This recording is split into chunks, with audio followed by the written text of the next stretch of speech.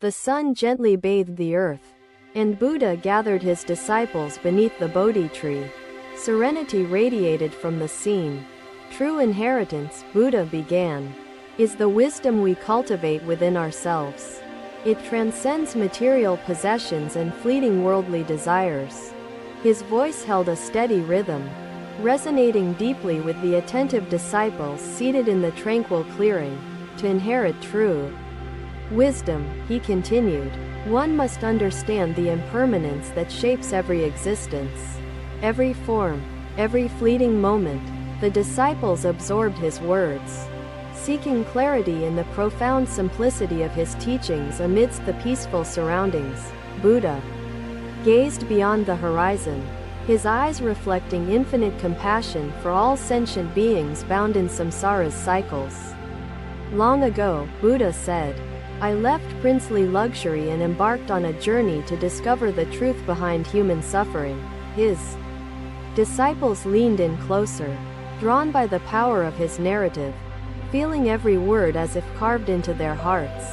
I encountered old age, illness, and death, Buddha explained, and realized the inevitability of suffering arising from clinging and desires. Rahula, a devoted disciple, raised his voice, yearning to uncover the middle way Buddha often spoke of in profound terms. Buddha smiled at Rahula, acknowledging the sincere curiosity that sparked his question. The middle way avoids extremes, balancing existence wisely. A memory surfaced: laughter by the river, games in the fields, secrets shared under the same roof, warmth once unbroken. Buddha paused, letting the moment of reflection settle among his disciples. As the breeze carried the scent of blooming flowers, the disciples contemplated the Eightfold Path, their minds alive with curiosity for each aspect shaping existence toward liberation and awakening. Buddha enumerated the steps: right view, intention, speech, action, livelihood, effort, mindfulness, and concentration guide the journey to ultimate liberation. As seasons passed, their trust grew stronger, their laughter returned, and the village, once divided, embraced their unity with grace. Peace, Buddha said, finds its home in families where generosity flows like water, reaching even the roots in the deepest soil. The disciples listened intently, their minds painting the image of the brothers, their hearts understanding the weight of Buddha's wisdom. His voice softened further. The disciples marveled at the clarity this teaching brought, urging them to refine their understanding of the reality Buddha described. Right intention, Buddha continued, encompasses thoughts of renunciation, goodwill, and harmlessness toward all sentient beings without exception. Rahula felt warmth in his heart, inspired by the moral clarity and compassion Buddha described in his serene and steady words. Right speech, Buddha taught, requires speaking truthfully, kindly, and harmoniously, avoiding words that harm others or incite discord. The disciples reflected on their own speech, vowing silently to embody the wisdom conveyed through Buddha's profound instruction. Buddha's voice carried wisdom that resonated deeply. Right action entails refraining from killing, stealing, and sensual misconduct in daily life. The disciples reflected upon their actions, finding inspiration to live ethically in alignment with Buddha's timeless teachings of wisdom. Right livelihood, Buddha said, means choosing an occupation that supports life rather than exploiting or harming other sentient beings. Ananda, another disciple, realized the significance of choices in the path to liberation through simple yet profoundly impactful decisions. Right effort involves cultivating wholesome qualities, overcoming unwholesome states, and striving persistently toward purity of heart and mind. Buddha advised, his words instilled determination in each disciple, encouraging them to transcend the habitual tendencies hindering their spiritual advancement. Right mindfulness, Buddha described, is the awareness of the body, feelings, mind, and phenomena occurring in the present moment. The disciples practiced mindfulness as they listened, observing each thought and feeling with the clarity of Buddha's illuminating wisdom. Buddha said, "Right concentration means developing profound focus that leads to tranquil meditation and, ultimately, samadhi, union with the truth." Rahula's heart glowed with gratitude for Buddha's teachings that revealed dimensions of existence he had not seen before. Inherit this wisdom by practicing the Eightfold Path, Buddha emphasized, for it is the key to liberation from all suffering. The disciples reflected on their lives, vowing to honor Buddha's wisdom through rigorous practice and mindful application of each step. Buddha concluded, "Let this inheritance guide you, not for personal gain but for the enlightenment of all beings everywhere."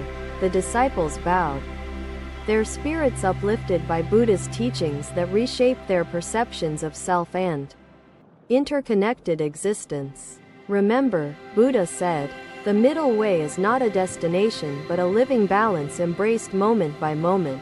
The sun set, its golden rays illuminating Buddha's figure as he sat in serene stillness beneath the Bodhi tree. Another day, Buddha and his disciples walked along a dusty road, their robes swaying gently in the warm breeze. They arrived at a village gripped by famine, where skeletal figures moved silently, their hollow eyes pleading for relief. Buddha paused, his gaze filled with boundless compassion. "True inheritance," he said, "lies in the act of giving unconditionally." The villagers gathered around him, their fragile hope clinging to his serene presence. A flickering light in their despair, Buddha turned to his disciples and said, "Compassion replenishes itself, just as a well remains full despite drawing from it."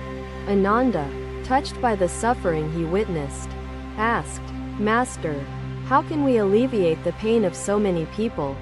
Buddha replied, "Give what you have, no matter how little." Compassion does not measure the quantity but the intent. The disciples opened their alms bowls, offering their food to the hungry villagers, who received it with trembling gratitude. "Observe," Buddha said, "how the joy of giving spreads, like ripples in a pond, touching lives beyond its immediate circle." A child, her face streaked with tears, clung to Buddha's robe. He knelt and handed her a piece of fruit. Compassion, Buddha continued, is not limited by status, wealth, or power. It is limitless, bound only by the heart's openness. The disciples watched as the villagers began sharing among themselves. Inspired by the example set before them, Buddha told them a parable. Imagine a tree bearing fruit. It gives shade, food, and shelter without expecting anything in return. Likewise, he said, our actions should be driven by pure love, free from expectation, for this is the highest form. Buddha paused, allowing his disciples to visualize the transformation of the family through the power of genuine, heartfelt generosity. What we give with pure intent, Buddha said, transforms the giver and the receiver, binding them in the sacred circle of compassion. One disciple asked, Master, how can we cultivate joy in giving when we are burdened by life's struggles and worldly attachments? Buddha smiled, his expression serene. Remember, giving is not the loss of what you own, but the sharing of what you cherish. An elder approached Buddha with clasped hands. Wise one, how can we repay your kindness? She asked with tearful gratitude. Buddha responded, repay not with material goods but by extending compassion to others in need. Let kindness grow exponentially. The disciples listened intently, their understanding of compassion evolving into an aspiration to embody it in their daily lives. 2. Give without expectation, Buddha said, is to align oneself with the natural flow of the universe's abundant harmony. As they left the village, Buddha turned to his disciples and said, remember this moment, for it teaches what words cannot. In the quietude of their journey, Buddha spoke once more, his tone reflective yet firm. We do not pity. Pity, he said, creates a divide, a hierarchy of giver and receiver. Compassion recognizes equality and shared existence. The disciples pondered his words, their minds grappling with the subtleties of compassion Buddha unveiled through his lived example. Buddha narrated another parable: a stream flows effortlessly, nourishing all it touches without questioning the worthiness of its recipients. Such is the nature of true compassion, he concluded. Free from judgment, discrimination, or any need for reciprocation, I seek your wisdom for peace. I handed him a garland of fragrant flowers, each bloom vibrant and fresh, and said, "This represents harmony. Take it to them." The nobleman returned to his home, presenting the garland to his relatives, and spoke the words I had instructed him to say. "This garland is neither mine nor yours, but ours," he said. As he placed it gently around the neck of his mother, he repeated the gesture for his siblings. One by one, each action softening the tension and bitterness that had festered among them. Compassion, Buddha said, is not an act but a state of being, a constant presence within every thought, word, and action. Rahula, walking beside Buddha, felt an inner transformation, as though compassion itself had become a guiding light in his soul. Through compassion, Buddha added, we dissolve the illusion of separateness, seeing all beings as reflections of our own existence. The disciples nodded. Their understanding deepened, and the path ahead felt illuminated by the eternal glow of Buddha's words. As dusk fell, their footprints marked the earth with the weight of wisdom, carrying the light of compassion across the land. Another day, Buddha sat beneath a serene grove. His disciples gathered around him, their eyes fixed on his peaceful visage. One disciple asked, "Master, what if such gestures are rejected? How can we maintain peace when hearts remain closed to unity?" Buddha answered gently, "Even the soil resists the seed at first. Perseverance waters it until the roots find their place." Sariputta, a disciple known for his wisdom, asked, "Master, how can we prepare ourselves to face impermanence with acceptance?" Buddha replied, "By understanding that all conditioned things are transient, arising and passing away, we lessen our attachment to them." He continued, "Clinging to what is impermanent creates suffering, for we grasp at what cannot endure beyond its natural course." Buddha added, "Division feeds on bitterness, while generosity nurtures the bonds that sustain us." Even during the harshest storms of life, the disciples bowed, their hands pressed in reverence, vowing to carry forth the lesson of generosity into their lives and families. One disciple reflected aloud, "Master, the garland represents more than beauty. It becomes a living symbol of shared memories and hope." Ananda asked, "Master, how do we honor life while knowing it will inevitably change, decay, and vanish?" Buddha responded, "By living mindfully, aware of each moment as it unfolds. You honor life while embracing its impermanence." He added, "Do not fear impermanence. See it as a teacher, guiding you toward the ultimate truth of existence." The garland of the nobleman's family became an heirloom, passed down through generations, reminding them of their journey from discord to peace. It adorned their gatherings, not as a relic of the past, but as a living reminder to cherish and nurture unity every day. Impermanence reveals that no self or soul is fixed. Liberation lies in realizing the emptiness of clinging. He explained, recognizing impermanence weakens the illusion of a permanent self, opening the path to freedom from suffering. Buddha then spoke of his own journey. "I embraced impermanence to break free from desires that bound me to cycles of existence." The disciples listened with reverence, inspired by Buddha's personal testament to the transformative power of understanding impermanence. Buddha walked toward the lotus pond, his footsteps light, as if guided by the very peace he spoke of to his followers. Darkness fell, Yet his teachings glimmered within the hearts of the disciples, shining with the promise of unity through generosity forever. A young disciple asked, "Master, how do we help others who suffer from their inability to accept impermanence?" Buddha replied, "By practicing compassion, teaching through example, and gently guiding them to see impermanence as the nature of all things." He continued, "Do not force understanding upon them. Allow their own experiences and reflection to reveal the truth over time." The disciples absorbed this guidance. Their commitment deepened to share Buddha's teachings with humility and patience wherever they journeyed. Buddha spoke again, "The body itself is impermanent. One day, this form will no longer sustain the presence you see before you." Sariputta's voice quivered. "Master, how will we continue without your guidance? Your presence that has illuminated our lives?" Buddha's smile was serene.